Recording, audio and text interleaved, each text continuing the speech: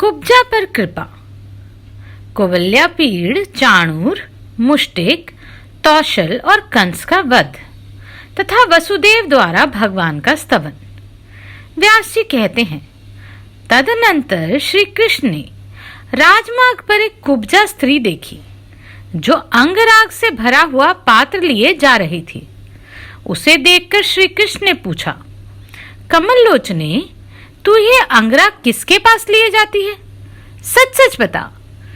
उनकी बात सुनकर वह श्रीहरि के प्रति अनुरक्त हो गई और बोली, प्रिय, क्या आप नहीं जानते, कंस ने मुझे अंगराग लगाने का कार्य सौंप रखा है। मैं अनेक वक्रा के नाम से विख्यात हूं। मेरे सिवा दूसरे किसी का घिसा हुआ चंदन कंस को पसंद नहीं आता।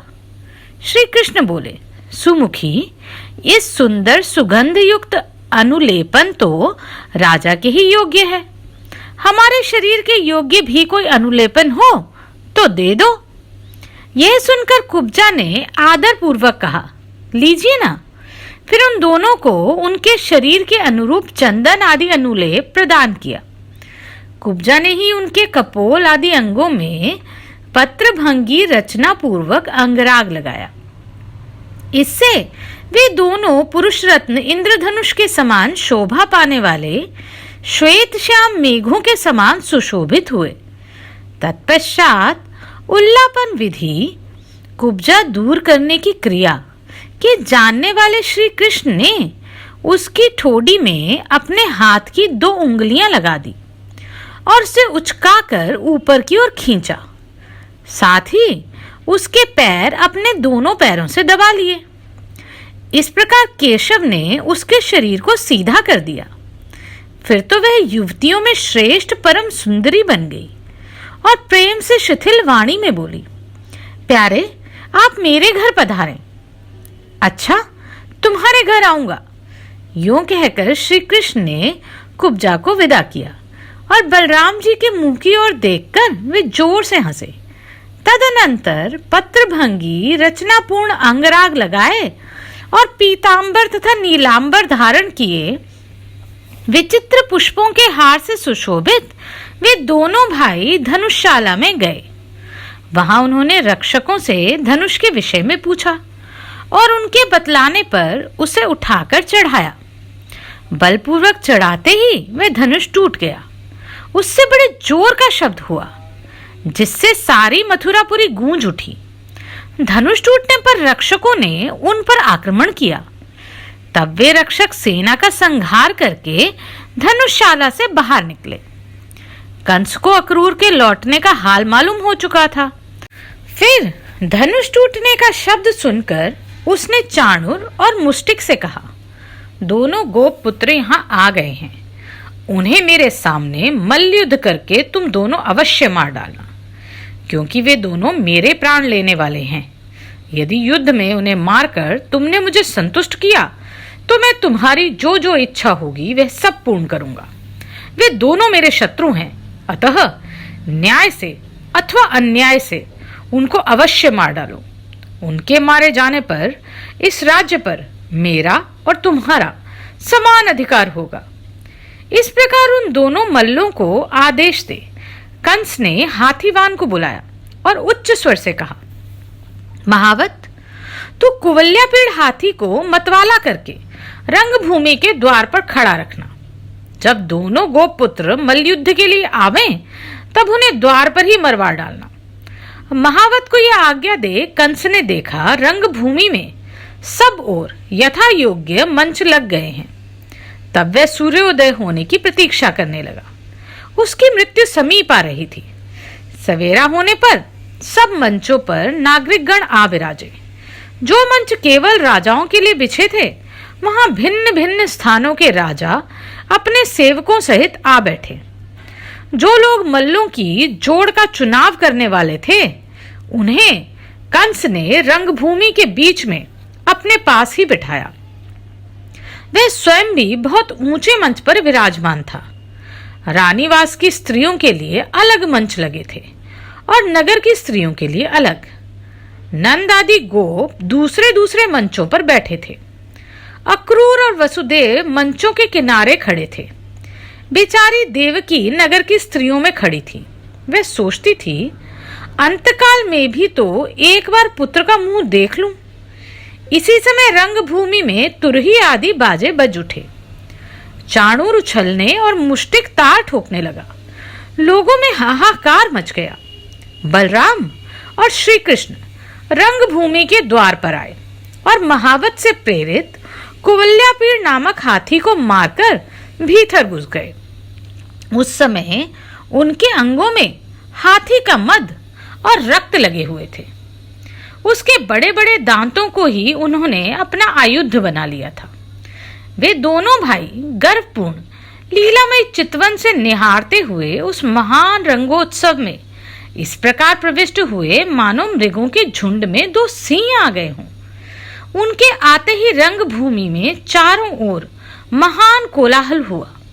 सब लोग विस्मय के साथ कहने लगे, ये ही कृष्ण है, ये ही बलभद्र हैं।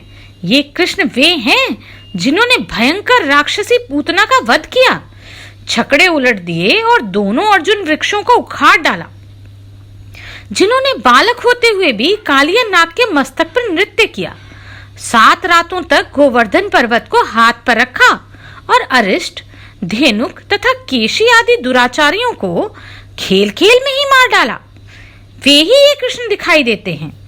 और ये जो दूसरे महाबाहु युवतियों के मन और नयनों को आनंद देते हुए लीला पूर्वक आगे आगे चल रहे हैं, वे कृष्ण के बड़े भाई बलदेव जी हैं। पौराणिक रहस्य को जानने वाले विद्वान पुरुष इन्हीं गोपाल के विषय में यूं कहते हैं कि ये शोक सागर में डूबे हुए यदुवंश का उद्धार करेंगे। निश्चय ही ये सबको जन्म देने वाले सर्वभूत स्वरूप भगवान विष्णु के अंश हैं, जो पृथ्वी का भार उतारने के लिए अवतीर्ण हुए हैं। इस प्रकार जब नगर के लोग बलराम और श्री कृष्ण का वर्णन कर रहे थे, उस समय देवकी के हृदय में स्नेह के कारण उनके स्तनों से दूध बहने लगा। वसुदेव जी तो मानो समीप आई हुई वृद्धावस्था को छोड़कर युवा हो गए। उनकी दृष्टि अपने दोनों पुत्रों पर ही लगी हुई थी, मानो वे ही उनके लिए महान उत्सव हों। रानीवास की स्त्रियां एकटक नेत्रों से श्री कृष्ण और बलराम को निहारती थीं। नगर की स्त्रियां तो उनकी ओर से दृष्टि ही नहीं हटाती थी। स्त्रियां आपस में कहने लगी, सखियों, श्री कृष्ण का मुख तो देखो, कैसी कमल जैसी सुंदर आंखें हैं। कुवल्यापीड़ हाथी से युद्ध करने के कारण जो परिश्रम हुआ है, उससे इनके मुख पर पसीने की बूंदें निकल आई हैं। इन श्वेत बिंदुओं से सुशोभित इनका प्रसन्न मुख ऐसा जान पड़ता है मानो खिले हुए कमल पर ओस के कण शोभा पा रहे हों। इस मनोहर मुख की झांकी करके आज अपना जन्म सफल कर लो। आहा भामिनी, इस बालक के वक्षस्थल पर तो दृष्टिपात करो। श्री वत्स चिन्ह से इसकी कैसी शोभा हो रही है। यह संपूर्ण जगत का आश्रय है और इसकी दोनों भुजाएं शत्रुओं का दर्प दलन करने में समर्थ हैं। अरे सखी, उधर देखो, मुष्टिक और चाणूर को उछलते कूदते देख बलभद्र जी के मुख पर मंद हास्य की कैसी छटा छा रही है। हाय सखी, देखो तो सही, ये श्री कृष्ण चाणूर के साथ युद्ध करने जा रहे हैं। क्या इस सभा में न्याययुक्त बर्ताव करने वाले बड़े बूढ़े नहीं हैं?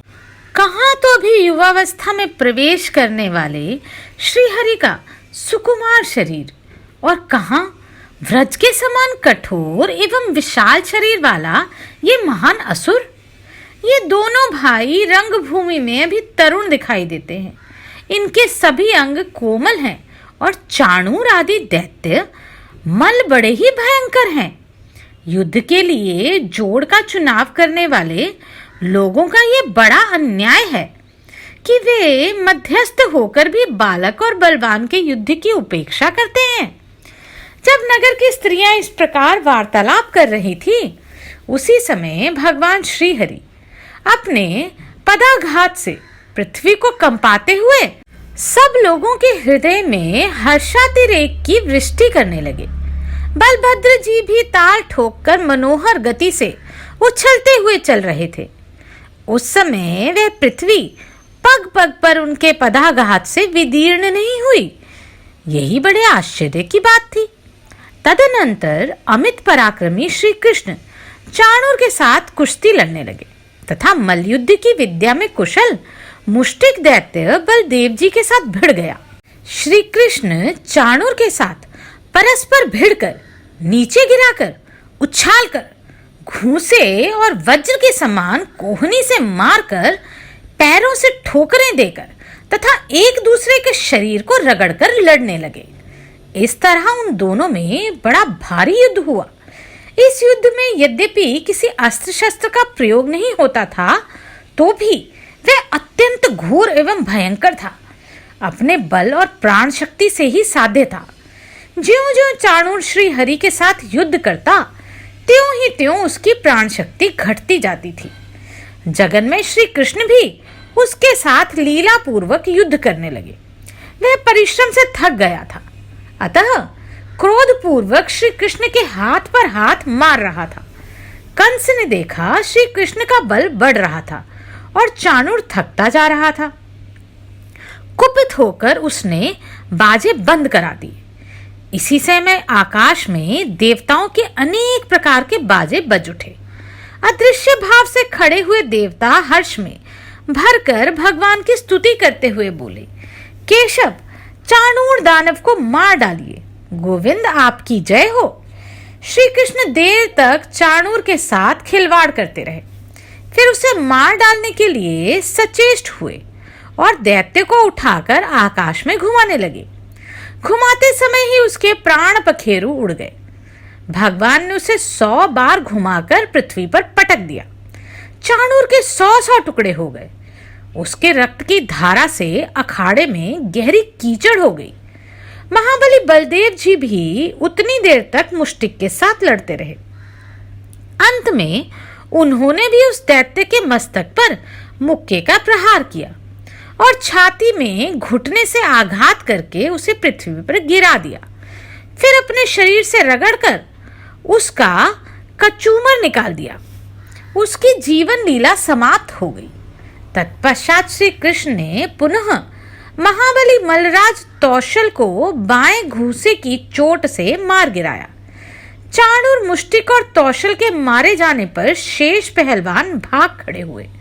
उस समय श्री कृष्ण और बलभद्र रंगभूमि में समवयस्क गवालों को साथ ले हर्ष में भरकर उछलने कूदने लगे।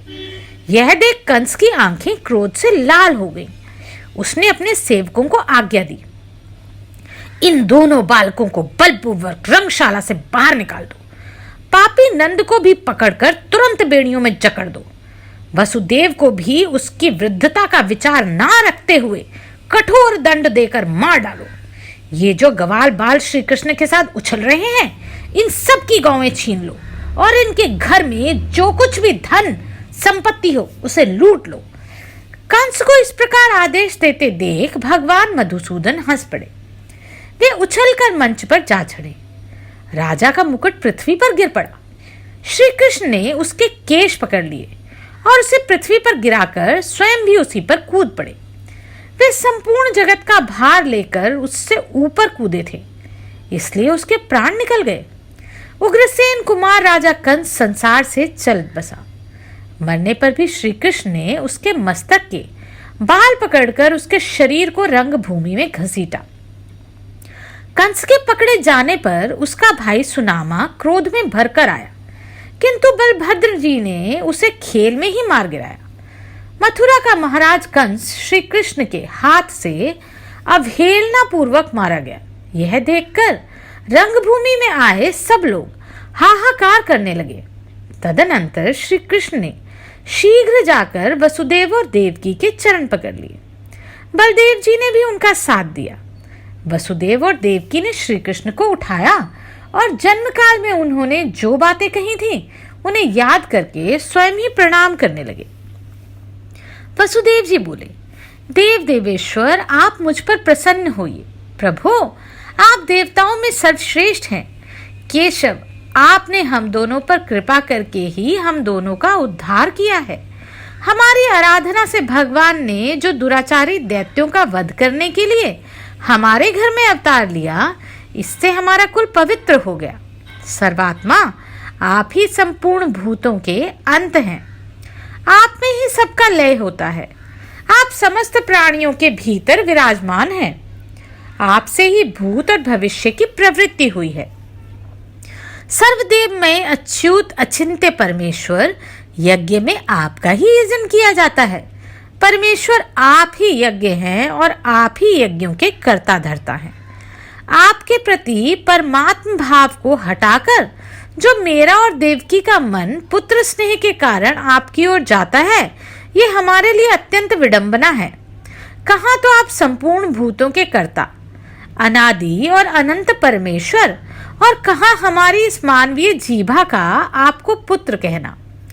जिनके भीतर समस्त चराचर जगत प्रतिष्ठित है, वे किसी मनुष्य से कैसे उत्पन्न हो सकते हैं? किसी नारी के गर्भ में कैसे शयन कर सकते हैं? जगन्नाथ, जिनसे यह संपूर्ण संसार उत्पन्न हुआ है, वे आप माया के सिवा किस युक्ति से मेरे पुत्र हो सकते हैं? परमेश्वर, आप प्रसन्न हो, इस विश्व की रक्षा करें। आप मेरे पुत्र नहीं हैं। ईश, ब्रह्मा से लेकर वृक्ष पर्यंत संपूर्ण जगत आपसे ही उत्पन्न हुआ है।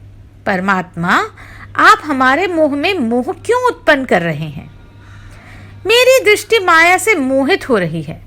आप मेरे पुत्र हैं, ये समझकर मैंने कंस से अत्यंत भय किया था और शत्रु के भय से व्याकुल होकर आपको गोकुल ले गया था।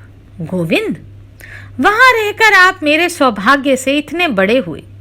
रुद्र, मरुदगण, अश्विनी कुमार और इंद्र के द्वारा भी जो कार्य सिद्ध नहीं हो सकते, वे ही आपके द्वारा सिद्ध होते देखे गए हैं। ईश, आप साक्षात श्री विष्णु हैं। जगत का कल्याण करने के लिए इस भूतल पर अवतीर्ण हुए हैं।